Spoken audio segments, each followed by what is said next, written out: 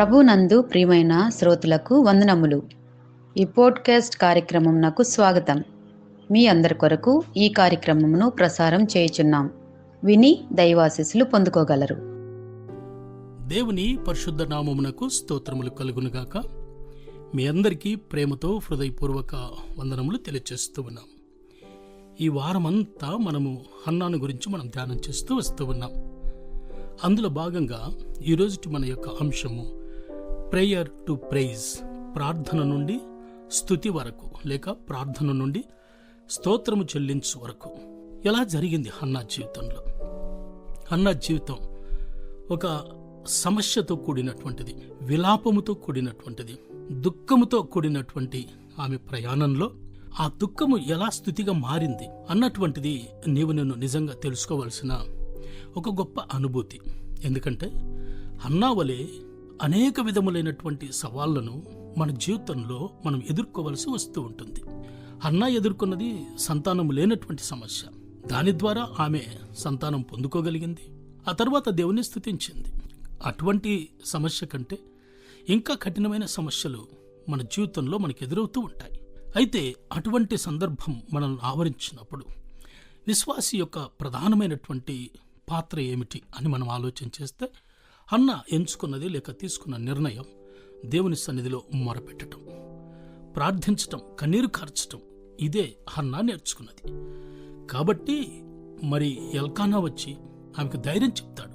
Peninnah హన్నాకు కోపం వచ్చే విధంగా నడుచుకున్నప్పటికీ హన్నా మాత్రం ఎక్కడ కూడాను ఆమె విరోధంగా మాట్లాడినట్టు మనకు కనిపించదు. ప్రార్థన, ప్రార్థన, ప్రార్థన. దీని ఫలితము ఆమె గొప్ప అనుభూతిని తన జీవితంలో పొందుకున్నది. దేవుణ్ణి స్తుతించింది.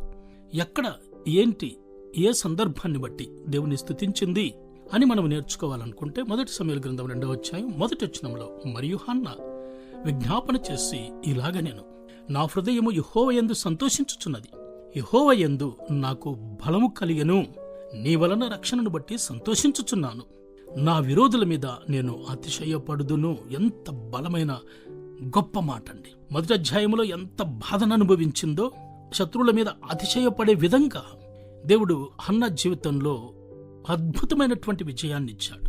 అదంతా జ్ఞాపకం చేసుకుని ఆమె హృదయమందు తృప్తిగా సంతోషపడుతూ దేవునికి కృతజ్ఞతలు చెల్లించింది. ఎంత ఆనందపడి పరవశించి ఉంటుందో ఆమె జీవితంలో కదండి. ఆమె తెలియచేస్తూ, నీ రక్షణను బట్టి సంతోషించుచూ ఉన్నాను, నా విరోధుల మీద నేను అతిశయపడుదును కదండి.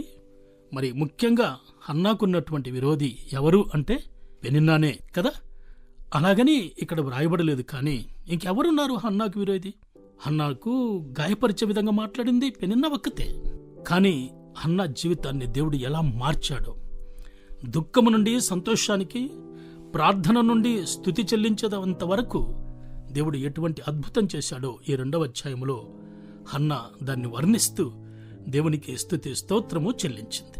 కీర్తన 45:1వ వచనంలో, ఒక దివ్యమైన సంగతితో నా హృదయం బహుగా ఉప్పొంగుచున్నది, నేను రాజును గూర్చి రచించిన దానిని పలికెదను, నా నాలుక త్వరగా వ్రాయువాని కలము వలెనున్నది. ప్రియ దేవుని బిడ్డలారా, ఒక గొప్ప అనుభూతి ఇక్కడ మనకు కనిపిస్తూ ఉన్నది. దివ్యమైన సంగతి విన్నప్పుడు హృదయం బహుగా ఉప్పొంగుచు, నేను రాజును గూర్చి రచించిన దానిని పలికెదను అని కీర్తనకారుడు వ్రాస్తూ ఉన్నాడు.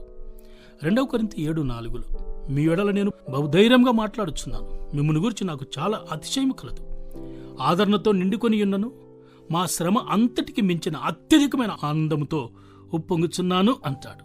2 కొరింథీ 7:4 పౌలు గారి యొక్క జీవిత చరిత్రలో ఆయన కూడాను ప్రతి దినం, ప్రతి క్షణం, ప్రతి ప్రయాణంలో అడుగడుగున ఆయనకు అనేకమైనటువంటి శోధనలు వెంబడిస్తూ ఉన్నాయి. శోధనలు వెంటాడుతూ ఉన్నాయి. దొంగల వలన, తుఫాను వలన, ఆహారం ఉండి ఆహారం లేక, వస్త్రము లేక, ప్రయాణాలలో అలసిపోయి శారీరకంగా బలహీనుడై, ఇటువంటి అనేకమైనటువంటి సవాళ్లతో కూడినటువంటి ఛాలెంజ్ మధ్యలో ఆయన ప్రయాణం చేస్తూ చివరికి అత్యధికమైనటువంటి ఆనందాన్ని అనుభవిస్తూ ఉప్పొంగిపోయెను అనే మాట వ్రాస్తూ ఉన్నాడు. పౌలు గారి యొక్క జీవితాన్ని మాదిరిగా నీవు నేను తీసుకోగలిగితే ఎంత ఆహ్లాదకరంగా ఉంటుందో మన జీవితం ఆలోచించాలి. యోహాను 16:20 అంటారు, మీరు ఏడ్చి ప్రలాపింతురు గాని లోకం సంతోషించును. హన్నా దుఃఖించినప్పుడు మేబీ పెనిన్నా సంతోషపడి ఉండొచ్చు. ఇక్కడ యోహాన్ అంటూ ఉన్నాడు, మీరు ఏడుస్తారు కానీ లోకం సంతోషించును. మీ దుఃఖము కానీ ఒకరోజు సంతోషంగా మార్చబడుతుందని నిశ్చయంగా చెప్పుచున్నాను కదండి.